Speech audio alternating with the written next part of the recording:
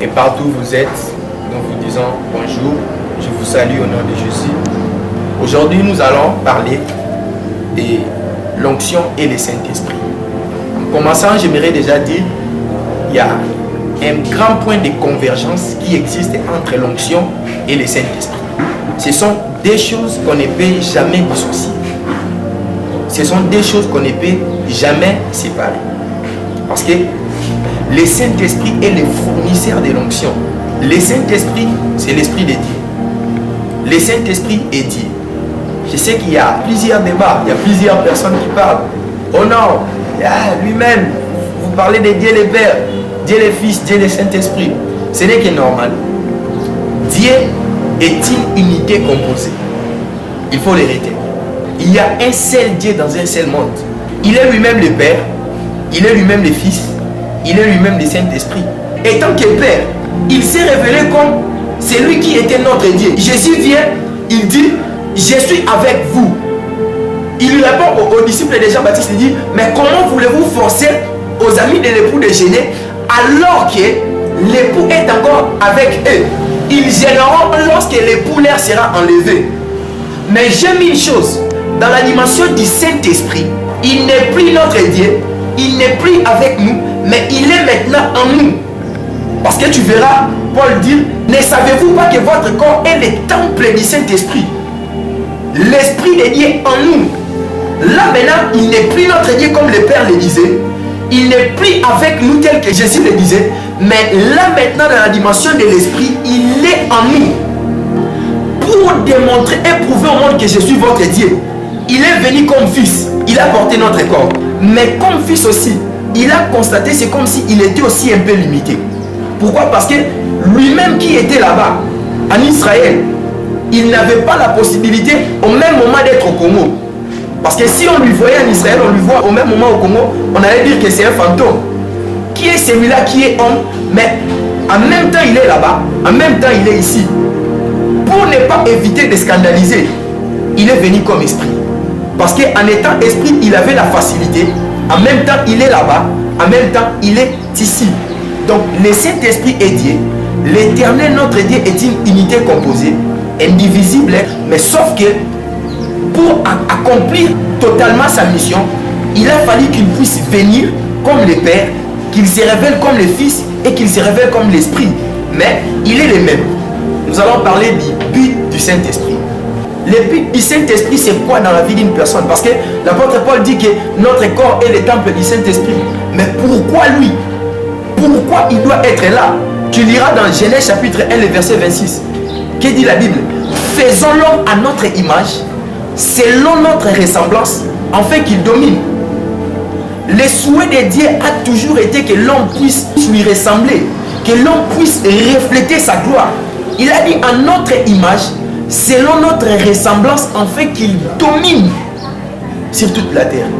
Donc quand le Saint-Esprit est là, il est celui qui t'amène à voir l'image de Dieu. L'image de Dieu, autrement, qui est son caractère, mais aussi sa puissance. Parce qu'il dit enfin qu'il domine sur toute la terre. Le but du Saint-Esprit est de ramener l'homme à l'image de Dieu et selon sa ressemblance. C'est pourquoi tu verras, il n'est pas là seulement pour te donner son caractère, mais il est là aussi pour te revêtir avec sa puissance. Parce que Dieu n'a pas dit seulement qu'il me ressemble, mais qu'il domine aussi. Cette dominance, c'est ça la puissance que le Saint-Esprit amène dans une vie. Les caractéristiques du Saint-Esprit. Premièrement, nous allons voir qu'il est très capricieux. Pourquoi avec le Fils de l'homme, il peut facilement être pardonné, mais avec le Saint-Esprit, celui qui blasphème ne pourra jamais être pardonné. Parce que c'est parmi ses caractéristiques. Il est tellement capricieux. Mais parmi ses caractéristiques aussi, il est amoureux. Il aime tellement trop. Il est joyeux. Il aime aussi marrer. Il aime blaguer avec toi. Il t'enseigne. Il te fait voir beaucoup de choses. En fait, c'est un esprit tellement bien. Après le Saint-Esprit, nous allons parler de l'onction. Et nous allons prendre les points de convergence entre l'onction et le Saint-Esprit. En commençant, c'est quoi l'onction? L'onction est une huile sainte. L'onction est une capacité surnaturelle que l'Éternel t'a dotée pour agir comme lui. Lorsque l'Éternel te oint, il a un seul but. il veut que tu puisses faire des choses comme lui. Parce que nous avons vu dans Genèse 1, 26, Dieu a toujours voulu que l'homme soit à son image. Il a voulu toujours que l'homme puisse lui ressembler. Il a voulu toujours que l'homme puisse faire des choses comme lui. C'est la raison pour laquelle il a donné l'onction à l'homme. Parce que cette onction, c'est cela une capacité qui permet à l'homme de manifester la divinité en lui. C'est cette huile sainte et puissante qui est dans l'homme qui lui permet de manifester la force et la divinité en lui. C'est pourquoi tu vas voir celui qui a l'onction ne peut manifester les œuvres de l'esprit avec la puissance. L'onction est aussi très capricieuse. L'onction a beaucoup d'exigences. C'est une huile, c'est une capacité que l'Éternel t'a dotée, mais qui n'arrive à vivre que dans la sanctification et dans la sainteté. Prévenez que lorsque tu veux t'abuser de l'onction pour commencer à mener n'importe quelle vie que tu veux, la première des choses, l'onction te quitte. L'onction exige beaucoup de choses. L'onction exige la discipline. L'onction exige la sanctification. L'onction exige la pureté. Tu dois être pur en motivation, en tout, pour la mettre à l'aise. Nous allons maintenant parler de l'onction et la sanctification, c'est-à-dire les points de convergence qui existent entre l'onction et la sanctification. En premier lieu, j'aimerais dire le Saint-Esprit est le Père de l'onction. Alors que j'étais en train de méditer sur cet enseignement, lorsque l'Éternel a mis cet enseignement dans mon cœur, et j'ai demandé à l'Esprit, je disais, je vais parler de toi, mais qu'est-ce que tu peux me dire, de dire aux autres à propos de toi? Et j'ai entendu, le Saint-Esprit m'a dit, Kevin, je suis le Père de l'onction. J'ai dit comment? Il dit oui, je suis le Père de l'onction. Parce que tu verras dans Ésaïe chapitre 61, Ésaïe dit quoi? Il dit, l'Esprit du Seigneur est sur moi. Il m'a oint pour annoncer la bonne nouvelle, pour guérir ceux qui ont le cœur brisé, ainsi de suite. Il dit quoi? L'Esprit du Seigneur est sur moi. Il m'a oint. Qu'est-ce qu'il a oint? C'est l'Esprit du Seigneur. Le Saint-Esprit est le Père de l'onction. Le Saint-Esprit est la source de l'onction. Tu ne peux pas aimer l'onction, tu ne peux pas désirer l'onction et avoir l'onction sans pour autant avoir le Saint-Esprit. Si tu n'as pas le Saint-Esprit, tu n'auras pas l'onction. Détrompe-toi. Parce que c'est lui qui peut te donner l'onction. Le Saint-Esprit est comme la source. C'est lui qui t'offre l'onction. C'est lui qui te fournit l'onction. Tu ne peux pas avoir l'onction si tu n'as pas le Saint-Esprit. C'est pourquoi tu verras dans Actes chapitre 1, le verset 8. C'est quoi ce que la Bible dit? Vous recevrez une puissance, le Saint-Esprit survenant sur vous. C'est-à-dire, tu reçois la puissance lorsque le Saint-Esprit est venu. Pourquoi la puissance ne peut venir que lorsque le Saint-Esprit est survenu sur toi? Parce que le Saint-Esprit est le Père de l'onction. Le Saint-Esprit est la source de l'onction. Tu ne peux pas avoir la puissance sans le Saint-Esprit. Si tu as la puissance sans le Saint-Esprit, c'est-à-dire que c'est une puissance prêtée. C'est une puissance d'à côté. Parce que si réellement c'est la vraie puissance de Dieu, cela doit provenir du Saint-Esprit. Parce que Acte 1:8 nous dit quoi? Vous recevrez une puissance, le Saint-Esprit survenant sur vous. Même dans Luc chapitre 1, le verset 34. Lorsque l'ange est venu annoncer à Marie la naissance de Jésus, il dit, le Saint-Esprit viendra sur toi, il te couvrira de sa puissance, et le Saint-Enfant qui naîtra de toi sera appelé Fils de Dieu. Il a fallu d'abord que le Saint-Esprit vienne pour que Marie soit couverte de la puissance, afin qu'il donne naissance à l'enfant qui sera appelé Fils de Dieu. Donc il a fallu que le Saint-Esprit soit en premier lieu pour que même Jésus vienne. Tu ne peux pas opérer, travailler dans l'onction si tu négliges le Saint-Esprit. Tu ne peux pas travailler efficacement dans l'onction si tu ne cherches pas à avoir une relation profonde et intime avec le Saint-Esprit. Tu dois chercher une relation profonde et intime avec le Saint-Esprit. Il y a une caractéristique qui se trouve au Saint-Esprit. Cela se trouve aussi dans l'onction. Je vais dire que le Saint-Esprit est très capricieux. Vous allez me donner raison. Prévenez qu'il ne supporte pas les péchés. Une fois que tu pêches, il te quitte. Tu peux facilement avoir le Saint-Esprit, mais c'est difficile de les garder et de les conserver. Aujourd'hui matin, tu reçois l'Esprit et le soir, tu les perds. Parce qu'une fois que tu commets une bêtise qu'il n'aime pas, directement, il te quitte. Une fois que tu pêches, il a la facilité de te quitter.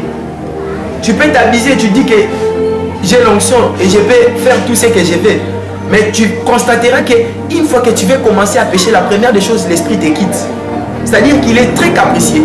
Il n'arrive pas à supporter des bêtises. Tu peux recevoir l'esprit le matin et tu le perds le soir. Parce que tu as commis une seule bêtise qu'il n'aime pas et il t'a quitté. C'est fini, il est parti. Dans ces cas de capricieux, nous allons prendre un point de convergence avec l'onction, parce que l'onction aussi, tu vas voir que l'onction est très capricieuse. Comme le Saint-Esprit te quitte quand tu pêches, le Saint-Esprit te quitte vite. Fais constat, tu verras aussi que l'onction aussi te quitte vite quand tu pêches. L'Éternel peut te donner le temps de te repentir. Une fois que tu continues, l'onction te quitte. Tu verras que toi, tu étais fort en prophétie, tu n'arrives plus à prophétiser. Tu donnais des détails de précision, tu veux donner des détails de précision au Betinzai. Pourquoi? Parce que l'onction aussi est très capricieuse. Il y a déjà un très grand point de convergence entre le Saint-Esprit et l'onction dans les domaines des caprices. Il y a encore les points de convergence dans les domaines des exigences. Tu vas voir que le Saint-Esprit est trop exigeant, l'onction aussi est trop exigeante. Le Saint-Esprit est trop capricieux, l'onction est trop capricieuse. Le Saint-Esprit exige la sainteté, il exige l'humilité, il exige la douceur, l'amour, la pureté, la paix, la joie. Et tu vas voir que ce sont les mêmes choses que l'onction aussi exige. Tu verras que si tu veux vraiment opérer dans l'onction, tu dois être un homme de discipline, tu dois être un homme d'amour, tu dois être doux, tu dois être tendre. Ce sont des choses qui canalisent l'onction. Ce sont des choses qui maîtrisent l'onction. Nous allons prendre les diverses opérations de l'onction par le Saint-Esprit. Les diverses opérations de l'onction par le Saint-Esprit. C'est-à-dire des différentes manières que le Saint-Esprit opère avec l'onction. Juste pour te prouver que c'est le Saint-Esprit qui est le Père de l'onction. Nous allons prendre par exemple dans les domaines de l'onction prophétique. Dans les domaines de l'onction prophétique. Tu vas voir dans Ézéchiel chapitre 11, le verset 5. Ézéchiel dit quoi? Et l'Esprit du Seigneur tomba sur moi et me dit, dis, ainsi parle l'Éternel. Pourquoi Ézéchiel pouvait dire comme ça? Parce que l'Esprit est tombé sur lui et lui a dit, dis, ainsi parle l'Éternel. La première des choses, c'est l'Esprit qui est tombé sur Ézéchiel et l'Esprit a demandé à Ézéchiel de dire, ainsi parle l'Éternel. Donc, avant d'abord l'Esprit tombe et l'Esprit demande de prophétiser. C'est l'Esprit le Père de l'onction. C'est l'Esprit le tuteur de l'onction. C'est l'Esprit le fournisseur de l'onction. Tu verras dans Ézéchiel chapitre 8, le verset 3. Ézéchiel dit quoi? Il dit, l'Esprit m'enleva entre le ciel et la terre et me transporta dans des visions divines. Pourquoi Ézéchiel pouvait dire ça? Donc, c'est l'Esprit qui avait enlevé Ézéchiel entre le ciel et la terre et l'a transporté dans des visions divines. C'est l'Esprit même qui est le Père de l'extase et des ravissements de l'Esprit. Donc tout ça, je vais juste te montrer que c'est le Saint-Esprit, le Père de l'onction. Tu ne peux pas travailler en esprit et tu ne peux pas travailler dans l'onction si tu n'as pas une relation profonde avec le Saint-Esprit. Si tu n'as pas une intimité sérieuse avec le Saint-Esprit. Demande à tous les hommes qui opèrent dans la puissance. Leur secret, c'est le Saint-Esprit. Même ceux qui travaillent dans la puissance, mais qui ne diront pas comme ça, c'est peut-être par ignorance. Ils ne savent pas. Peut-être qu'ils sont obéissants, ils ont une sincère intimité avec l'Esprit. C'est pourquoi ils opèrent dans l'onction, mais ils ne savent pas. Le Saint-Esprit est le secret des hommes puissants. Quand vous voyez des prédicateurs prêchent puissamment un évangile très fort, très puissant, cet évangile est même basé sur le Saint-Esprit qui est le Père de l'onction. Parce que personne ne peut parler avec puissance si ce n'est pas par le Saint-Esprit. Vous allez voir ça dans 1 Corinthiens chapitre 2, le verset 4. L'apôtre Paul dit quoi? Il dit, ma parole et mon évangile n'est pas seulement basé sur les discours persuasifs de la sagesse, mais sur la démonstration de la puissance de l'Esprit. Lorsque tu vois un homme de Dieu prêcher avec puissance l'évangile qui transforme des vies, C'est le Saint-Esprit qui est le père de cette onction évangélique. Paul dit, mon évangile n'est pas basé sur les discours persuasifs de la sagesse, mais sur la démonstration de la puissance de l'Esprit. C'est même le Saint-Esprit qui est le père de l'onction puissante de la parole. Juste tout ça pour te montrer que tu ne peux pas travailler dans l'onction si tu n'as pas une sincère intimité ou une communion avec le Saint-Esprit. Le Saint-Esprit qui est le père, la base de l'onction même qui permet à l'homme d'opérer dans les miracles. Parce que tu verras dans Matthieu chapitre 12, le verset 28, Jésus dit quoi? Il dit, mais si c'est par l'Esprit de Dieu que je chasse les démons, le royaume de Dieu est donc venu vers vous.